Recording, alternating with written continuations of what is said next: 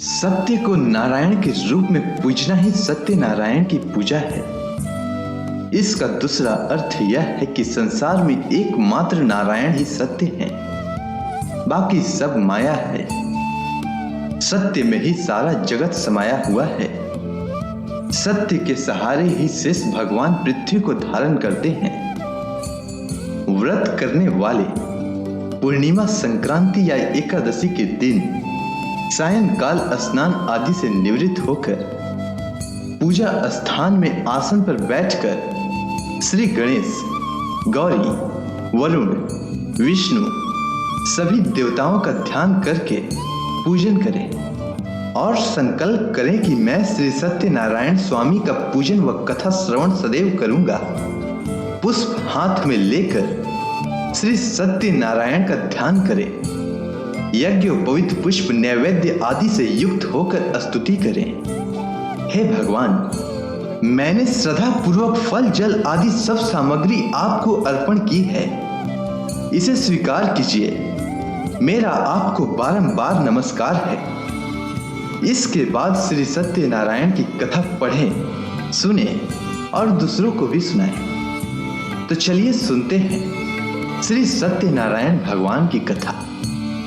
एक समय नैमिषारण्य तीर्थ में शौनकादि 88,000 ऋषियों ने श्री सूत जी से पूछा, हे प्रभु, इस कलयुग में वेद विद्या रहित मनुष्यों को प्रभु भक्ति किस प्रकार मिलेगी तथा उनका उद्धार कैसे होगा? हे मुनि श्रेष्ठ, कोई ऐसा तप कहिए जिसमें थोड़े समय में पुण्य प्राप्त हो तथा मन वांछित फल भी मिले। वह कथा सुनने को हमारी प्रबल इच्छा है। सर्वशास्त्र ज्ञाता श्री सूत जी बोले, हे वैष्णव में पूज्य, आप सब ने प्राणियों के हित की बात पूछी है। अब मैं उस श्रेष्ठ व्रत को आप लोगों से कहूंगा जिस व्रत को नारद जी ने श्री लक्ष्मी नारायण भगवान से पूछा था और श्री लक्ष्मीपति ने मुनि श्रेष्ठ नारद जी से कहा था। यह कथा ध्यान से सुनो। एक समय योगी राज नारद जी दूसरों के हित की इच्छा से अनेक लोकों में घूमते हुए मृत्यु लोक में पहुंचे। वहां बहुत योनियों में जन्मे हुए मनुष्यों को अपने कर्मों के द्वारा अनेक दुखों से पीड़ित देखकर किस यत्न को करने से निश्चय ही इनके दुखों का अंत हो सकेगा, ऐसा मन में सोचकर इंद्रलोक को गए। वहां श्वेत वर्ण और 4 भुजाओं वाले देवों के इस नारायण को देखकर स्तुति करने लगे। हे भगवान, आप अत्यंत शक्ति से संपन्न हैं। मन तथा वाणी भी आपको नहीं पा सकेगी। आपका आदि मध्य अंत नहीं है। आप भक्तों के दुखों को नष्ट करने वाले हो। आपको मेरा नमस्कार है। यह सुनकर विष्णु जी ने नारद जी से कहा, हे मुनि श्रेष्ठ, आपके मन में क्या है? आपका किस काम के लिए आगमन हुआ है? निसंकोच कहो। तब नारद जी बोले, मृत्यु लोक में सब मनुष्य जो अनेक योनियों में पैदा हुए हैं, अपने अपने कर्मों के द्वारा अनेक दुखों से दुखी हो रहे हैं। हे नाथ, मुझ पर यदि दया रखते हैं तो मुझे बताइए कि उन मनुष्यों के सब दुख थोड़े से ही प्रयत्न में कैसे दूर हो सकते हैं? तब श्री भगवान जी बोले, हे नारद, मनुष्यों की भलाई के लिए तुमने बहुत अच्छी बात पूछी है। जिस काम के करने से मनुष्य मोह से हट जाता है वह मैं कहता हूं। सुनो, बहुत पुण्य देने वाला स्वर्ग तथा मृत्यु लोक दोनों में दुर्लभ यह उत्तम व्रत अच्छी तरह विधि पूर्वक संपन्न करके मनुष्य मोह से छूट जाता है, वह मैं कहता हूं। सुनो, आज मैं प्रेम वश होकर तुमसे कहता हूं, श्री सत्यनारायण भगवान का यह व्रत अच्छी तरह विधान पूर्वक संपन्न करके मनुष्य तुरंत ही यहाँ सुख भोग कर मरने पर मोक्ष को प्राप्त होता है। श्री भगवान के वचन सुनकर नारद मुनि बोले कि उस व्रत का फल क्या है, क्या विधान है, किसने यह व्रत किया है और किस दिन यह व्रत करना चाहिए? हे भगवान, मुझसे विस्तार से कहें। तब श्री भगवान बोले, दुख सुख आदि को दूर करने वाला यह व्रत सब स्थानों पर विजय करने वाला है। भक्ति और श्रद्धा के साथ किसी भी दिन मनुष्य श्री सत्यनारायण की शाम के समय ब्राह्मणों और बंधुओं के साथ धर्म परायण होकर पूजा करे। भक्ति भाव से नैवेद्य केले का फल, घी, दूध और गेहूं का चूर्ण लेवें। गेहूं के अभाव में साठी का चूर्ण, शक्कर अथवा गुड़ लें तथा भक्ति भाव से भगवान का स्मरण करता हुआ समय व्यतीत करें। इस तरह इसे करने पर मनुष्यों की इच्छा निश्चित पूरी होती है। विशेषकर कली काल में मृत्यु लोक पर यही मोक्ष का सरल उपाय है। इसके बाद श्री सूत जी बोले, हे ऋषियों, जिसने पहले समय में इस व्रत को किया है उसका इतिहास कहता हूं, ध्यान से सुनो। सुंदर काशीपुरी नगरी में एक अत्यंत निर्धन ब्राह्मण रहता था। वह भूख और प्यास से बेचैन हुआ पृथ्वी पर घूमता था। ब्राह्मणों से प्रेम करने वाले श्री भगवान ने ब्राह्मण को दुखी देखकर बुढ़े ब्राह्मण का रूप धारण करके उसके पास जाकर आदर के साथ पूछे, हे विप्र, तुम नित्य ही दुखी होकर पृथ्वी पर क्यों घूमते हो? हे श्रेष्ठ ब्राह्मण, यह सब मुझसे कहो, मैं सुनना चाहता हूं। ब्राह्मण बोला, मैं निर्धन ब्राह्मण हूं, भिक्षा के लिए पृथ्वी पर फिरता हूं। हे भगवान, यदि आप इससे छुटकारे का उपाय जानते हो तो कृपया कर कहो। इस पर वृद्ध ब्राह्मण बोला कि श्री सत्यनारायण भगवान मन वांछित फल देने वाले हैं। हे ब्राह्मण, तुम उनका पूजन करो, जिसके करने से मनुष्य सब दुखों से मुक्त होता है। ब्राह्मण को व्रत का सारा विधान बताकर वह बुढ़े ब्राह्मण का रूप धारण करने वाले श्री सत्यनारायण भगवान अंतर ध्यान हो गए। जिस व्रत को वृद्ध ब्राह्मण ने बताया था मैं उसको करूंगा, यह निश्चय करके उस ब्राह्मण को रात में नींद नहीं आई। वह सवेरे उठकर श्री सत्यनारायण भगवान के व्रत का निश्चय कर भिक्षा के लिए चल दिया। उस दिन उसको भिक्षा में बहुत धन मिला, जिससे बंधु बांधवों के साथ उसने श्री सत्यनारायण का व्रत किया। इसके करने से विप्र सब दुखों से छुटकर अनेक प्रकार की संपत्तियों से युक्त हुआ। उस समय वह विप्र हर माह व्रत करने लगा। इस तरह सत्यनारायण भगवान के व्रत को जो करता है वह सब पापों से छूट जाता है। अब क्या कहूं? इस पर ऋषियों ने कहा, हे मुनीश्वर, संसार में इस विप्र से सुनकर किस किस ने इस व्रत को किया, हम सब सुनना चाहते हैं। इसके लिए हमारे मन में श्रद्धा है। इस पर श्री सूत जी बोले, हे मुनियों, जिसने इस व्रत को किया है वो सब सुनो। एक समय एक वृद्ध ब्राह्मण धन और ऐश्वर्य के अनुसार बंधु बांधवों के साथ व्रत करने को तैयार हुआ। उसी समय एक लकड़ी बेचने वाला बुढ़ा आदमी आया और बाहर लकड़ियों को रखकर विप्र के मकान में गया। प्यास से दुखी होकर लकड़हारा उनको व्रत करते देखकर विप्र को नमस्कार कर कहने लगा कि आप यह किसका पूजन कर रहे हैं और इस व्रत को करने से क्या फल मिलता है, कृपा करके मुझसे कहो।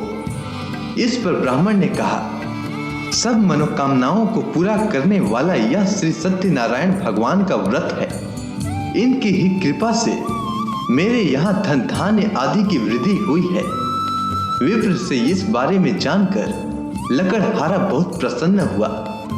भगवान का चनामृत लेकर और भोजन करने के बाद अपने घर को गया। लकड़हारे ने अपने मन में इस प्रकार का संकल्प किया कि आज ग्राम में लकड़ी बेचने से जो धन मिलेगा उसी से सत्यनारायण देव का उत्तम व्रत करूंगा। यह मन में विचार कर वह लकड़हारा लकड़ियां अपने सिर पर रखकर जिस नगर में धनवान लोग रहते हैं वह ऐसे सुंदर नगर में गया। उस रोज वहां उसे उन लकड़ियों का दाम पहले दिनों से 4 गुना मिला और प्रसन्न होकर पक्के केले की फली, शक्कर, घी, दुग्ध, दही और गेहूं का चूर्ण इत्यादि श्री सत्यनारायण भगवान के व्रत की कुल सामग्रियों को लेकर अपने घर को आया। फिर उसने अपने भाइयों को बुलाकर विधि के साथ भगवान जी का व्रत और पूजन किया। उस व्रत के प्रभाव से वह लकड़हारा धन पुत्र आदि से युक्त हुआ और संसार के समस्त सुख भोग कर बैकुंठ को चला गया। इसके बाद श्री सुत जी बोले, हे ऋषि मुनियों, अब मैं आपको आगे की कथा सुनाता हूँ। प्राचीन समय में कनकपुर में उल्का मुख नामक एक बुद्धिमान तथा सत्यवादी राजा राज करता था। वह प्रतिदिन मंदिर में जाकर श्री सत्यनारायण भगवान की पूजा करता था और निर्धनों को खूब अन्न, वस्त्र और धन दान करता था। उसकी पत्नी सुभद्रा बहुत सुशील थी। वे दोनों हर महीने श्री सत्यनारायण भगवान का व्रत करते थे। श्री सत्यनारायण की अनुकंपा से उनके महल में धन संपत्ति के भंडार भरे थे। उनकी सारी प्रजा बहुत आनंद से जीवन यापन कर रही थी। एक बार राजा और रानी बहुत से लोगों के साथ जब भद्रशिला नदी के किनारे श्री सत्यनारायण भगवान की पूजा कर रहे थे तो नदी के किनारे एक बड़ी नौका आकर ठहरी। उस नौका में एक धनी व्यापारी यात्रा कर रहा था। वह बहुत सा धन कमाकर अपने नगर को लौट रहा था। उसका सारा धन उस नाव में रखा हुआ था। नाव से उतरकर व्यापारी राजा के समीप पहुंचा। राजा को पूजा करते देख उसने कहा, हे राजन, आप इन सब लोगों के साथ मिलकर किसकी पूजा कर रहे हैं? इस पूजा को करने से मनुष्य को क्या लाभ होता है? राजा ने व्यापारी से कहा, हम हर पूर्णिमा को सत्यनारायण भगवान का व्रत करते हैं और फिर पूजा अर्चना के बाद भगवान का प्रसाद लोगों को बांटकर स्वयं भी प्रसाद ग्रहण करते हैं। सत्यनारायण भगवान की पूजा से निसंतान को संतान प्राप्त होती है, दुखियों के दुख दूर होते हैं। राजा की बात सुनकर व्यापारी ने कहा, हे राजन, मैं भी श्री सत्यनारायण भगवान का व्रत करना चाहता हूँ। कृपया मुझे इस व्रत को करने की विधि बताएं। राजा ने व्यापारी को सत्यनारायण व्रत की पूरी विधि बताई। राजा ने व्रत कथा सुनने के बाद व्यापारी को भी प्रसाद दिया। श्री सत्यनारायण भगवान का स्मरण करते हुए व्यापारी ने प्रसाद ग्रहण किया और वापस लौटकर अपनी पत्नी लीलावती से कहा, हमारी कोई संतान नहीं है। कनकपुर के राजा उल्का मुख ने मुझे बताया है कि श्री सत्यनारायण भगवान का व्रत करने और उनकी कथा सुनने से सभी मनोकामनाएं पूरी होती है। यदि सत्यनारायण भगवान की अनुकंपा से हमारी कोई संतान हुई तो मैं श्री सत्यनारायण भगवान का व्रत अवश्य करूंगा। व्यापारी के ऐसा निश्चय करने के कुछ समय के बाद लीलावती गर्भवती हुई। 10वें महीने में उसने एक सुंदर कन्या को जन्म दिया। व्यापारी ने पुत्री जन्म पर बहुत खुशियां मनाई, लेकिन सत्यनारायण भगवान का व्रत नहीं किया। जब उसकी पत्नी लीलावती ने अपने पति से श्री सत्यनारायण भगवान का व्रत करने के लिए कहा तो वह बोला, अभी क्या जल्दी है, मैं इधर व्यापार में बहुत व्यस्त हूँ, मुझे अभी फुर्सत नहीं है। जब अपनी बेटी बड़ी हो जाएगी और इसका विवाह करूंगा तो मैं अवश्य श्री सत्यनारायण भगवान का व्रत करूंगा। अपने पति के वचन सुनकर लीलावती चुप रह गई। व्यापारी की कन्या कलावती शुक्ल पक्ष की चंद्रमा की तरह तेजी से बड़ी होने लगी। पलक झपकते ही 16 वर्ष बीत गए। एक दिन व्यापार में बहुत सा धन कमाकर घर लौटे व्यापारी ने अपनी बेटी को सहेलियों के साथ उपवन में घूमते देखा तो उसे उसके विवाह की चिंता होने लगी।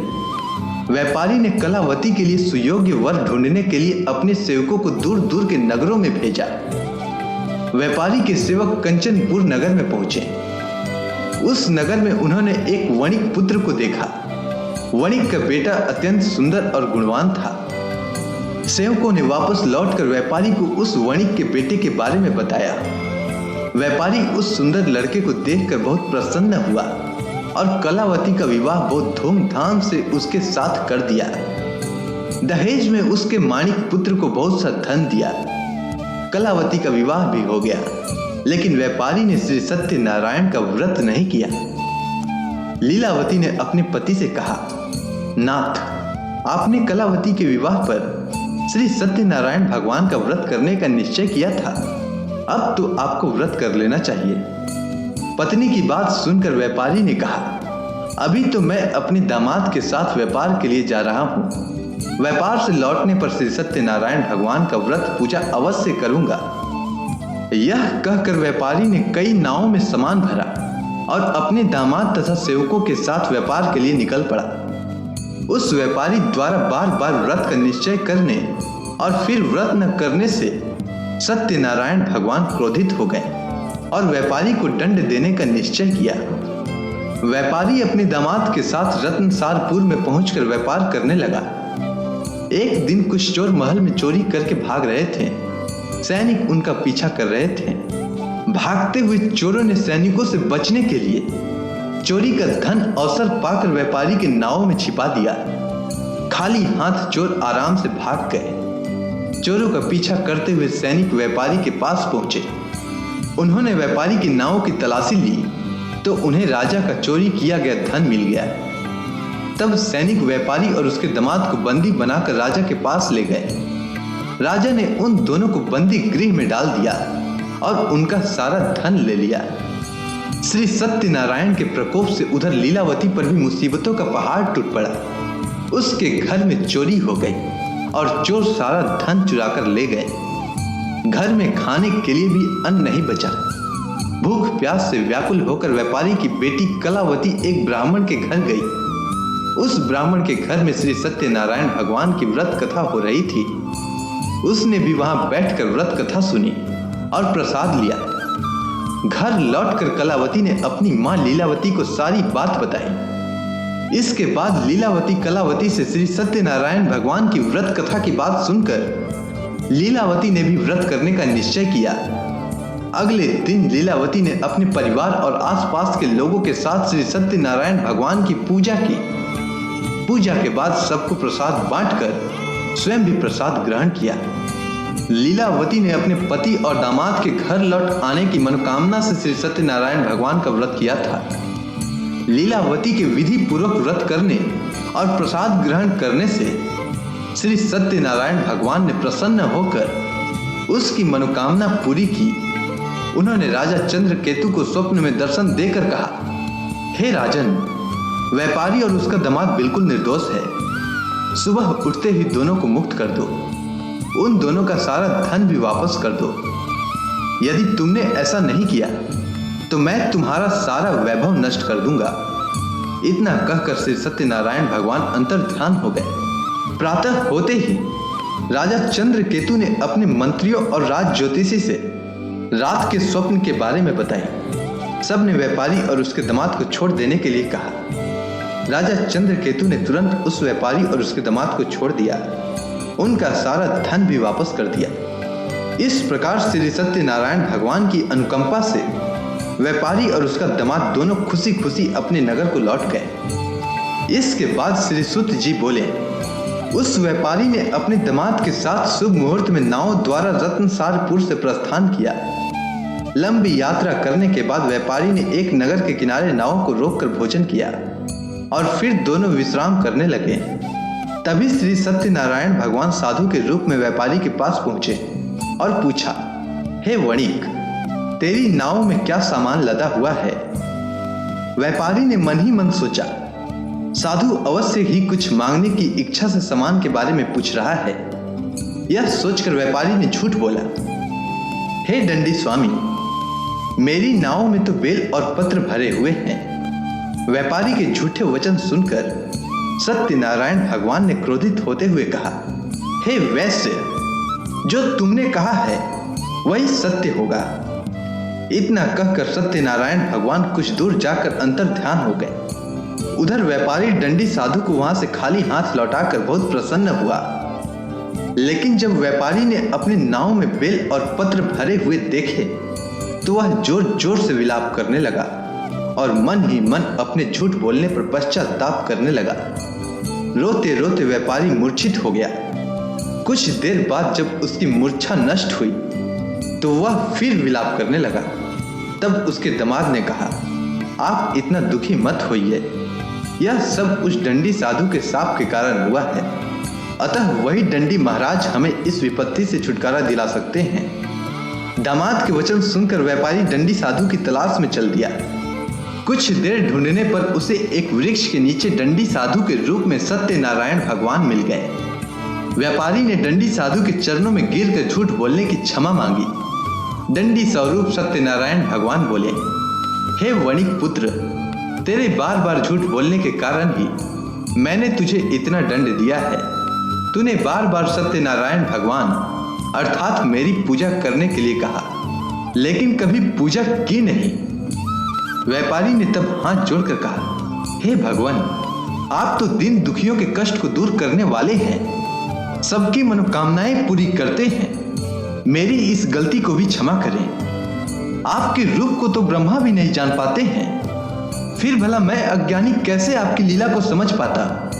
अब मैं जीवन में कभी झूठ नहीं बोलूंगा, सदैव श्री सत्यनारायण भगवान का व्रत और पूजा किया करूंगा। आप मुझ पर अनुकंपा करें। व्यापारी की क्षमा याचना सुनकर डंडी साधु ने उसे क्षमा कर दिया। उसी समय व्यापारी की नाव में भरे हुए बेल और पत्ते धन धान्य में परिवर्तित हो गए। व्यापारी ने अपने सेवकों के साथ अगले दिन श्री सत्यनारायण भगवान का व्रत करके उनकी पूजा की। सबको प्रसाद वितरित करके स्वयं भी प्रसाद ग्रहण किया। उसके बाद व्यापारी ने अपने नगर की ओर प्रस्थान किया। अपने नगर में पहुंचकर व्यापारी ने एक सेवक को अपने घर भेजा। सेवक ने उसके घर पहुंचकर लीलावती को सूचित किया। उस समय लीलावती और कलावती दोनों श्री सत्यनारायण भगवान की पूजा कर रही थी। पति और दामाद के लौट आने का समाचार सुनकर लीलावती ने पूजा पूरी करके प्रसाद ग्रहण करने के बाद कलावती से कहा, बेटी, मैं नदी किनारे जा रही हूं, तू घर का काम पूरा करके आना। ऐसा कहकर लीलावती नदी की ओर चल पड़ी। परंतु कलावती पति से मिलने की खुशी में प्रसाद ग्रहण किए बिना ही घर से निकलकर नदी किनारे जा पहुंची। उसके प्रसाद ग्रहण न करने के कारण सत्यनारायण भगवान क्रोधित हो उठे। उन्होंने व्यापारी की नाव को नदी में डुबो दिया। अपने पति को वहां न देख कलावती ने जोर जोर से रोना शुरू कर दिया। तब व्यापारी ने कहा, पुत्री, अवश्य ही तुझसे कोई भूल हुई होगी। उस भूल के कारण ही श्री सत्यनारायण भगवान ने तुझे यह दंड दिया है।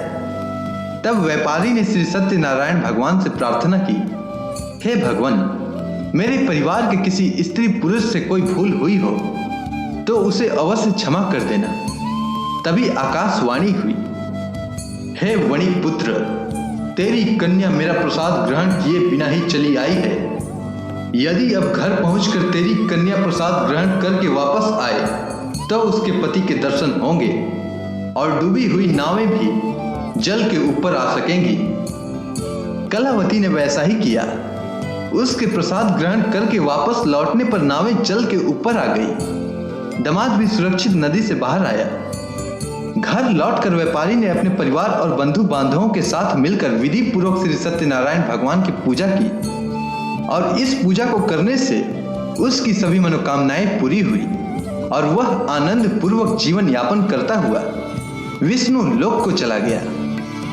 इसके बाद श्री सूत जी बोले, हे ऋषि मुनियों, मैं आपको और भी कथा सुनाता हूँ। कौशलपुर में एक राजा था तुंगध्वज। उसकी प्रजा उसकी छत्र छाया में आनंद पूर्वक रह रही थी। राजा तुंगध्वज अपनी प्रजा के सुख दुख का बहुत ध्यान रखता था, लेकिन एक बार उसने भी सत्यनारायण भगवान का प्रसाद ग्रहण नहीं किया। तब सभी को चिंताओं से मुक्त करके धन संपत्ति से भंडार भरकर प्राणियों को जीवन के सभी सुख देने वाले श्री सत्यनारायण भगवान ने राजा को प्रसाद न ग्रहण करने का दंड दिया। एक दिन राजा तुंगध्वज जंगल में हिंसक पशुओं का शिकार करने निकला था। तेजी से घोड़ा दौड़कर शिकार का पीछा करते हुए वह अपने सैनिकों से अलग हो गया और देर तक हिंसक जानवरों का शिकार किया। अतः कुछ देर विश्राम करने की इच्छा से वह एक बड़े वृक्ष के नीचे जाकर बैठ गया। समीप ही कुछ चरवाहे सत्यनारायण भगवान की पूजा कर रहे थे। राजा ने उनके पास से गुजरते हुए सत्यनारायण भगवान को नमस्कार नहीं किया। चरवाहों ने राजा को पूजा करने के बाद प्रसाद दिया तो राजा ने उन्हें छोटे लोग समझकर प्रसाद ग्रहण नहीं किया और घोड़े पर सवार होकर अपने नगर को चल दिया। राजा जब नगर में पहुंचा तो देखा कि उसका सारा वैभव तथा धन संपत्ति आदि नष्ट हो गया है। श्री सत्यनारायण के प्रकोप से राजा निर्धन हो गया। तब राज ज्योतिषी ने राजा से कहा, महाराज, आपसे अवश्य ही कोई भूल हुई है। अगर आप उस भूल का प्रायश्चित कर ले तो सब कुछ पहले जैसा हो जाएगा। राजा को तुरंत अपनी भूल का स्मरण हो आया। अतः मंदिर में जाकर राजा ने श्री सत्यनारायण भगवान से क्षमा मांगी और उनकी पूजा की। पूजा के बाद प्रसाद ग्रहण करने से श्री सत्यनारायण भगवान की अनुकंपा से चमत्कार हुआ। राजा का खोया हुआ वैभव पुनः लौट आया। श्री सत्यनारायण भगवान की अनुकंपा से जीवन के सभी सुखों का भोग करते हुए अंत में राजा तुंगध्वज वैकुंठ धाम को गया और मोक्ष को प्राप्त हुआ। श्री सत्यनारायण भगवान के व्रत पूजा को जो भी मनुष्य करता है उसके सभी दुख चिंताएं नष्ट होती है। उसके घर में धन धान्य के भंडार भरे रहते हैं। निसंतानों को संतान की प्राप्ति होती है और सभी मनोकामनाओं को प्राप्त कर मनुष्य अंत में मोक्ष को प्राप्त कर सीधे वैकुंठ धाम को जाता है। श्री सूत जी ने कुछ पल रुक कर कहा, हे श्रेष्ठ मुनियों, श्री सत्यनारायण भगवान के व्रत को पूर्व जन्म में जिन लोगों ने किया उन्हें दूसरे जन्म में भी सभी तरह के सुख प्राप्त हुए। वृद्ध सतानंद ब्राह्मण ने पूर्व जन्म में सत्यनारायण का विधिवत व्रत किया तो दूसरे जन्म में सुदामा के रूप में भगवान की पूजा करते हुए अंत में मोक्ष को प्राप्त कर वैकुंठ धाम को चला गया। उल्का मुख राजा अगले जन्म में राजा दशरथ के रूप में मोक्ष को प्राप्त करते हुए वैकुंठ को गए। व्यापारी ने मोर ध्वज के रूप में जन्म लिया और अपने पुत्र को आगे से चीरकर भगवान की अनुकंपा से वैकुंठ को प्राप्त किया। राजा तुंगध्वज ने अपने अगले जन्म में मनु के रूप में जन्म लेकर भगवान का पूजा पाठ करते हुए लोकप्रिय होकर सदकर्म करते हुए मोक्ष को प्राप्त होकर वैकुंठ धाम को चले गए। हे ऋषि मुनियों, श्री सत्यनारायण भगवान का व्रत और पूजा मनुष्य को सभी चिंताओं से मुक्त करके धन संपत्ति के भंडार को भरकर अंत में जन्म जन्मांतर के चक्रव्यूह से मुक्ति दिलाकर मोक्ष प्रदान करता है। इसीलिए मनुष्यों को यह व्रत अवश्य करनी चाहिए। तो बोलिए श्री सत्यनारायण भगवान की जय।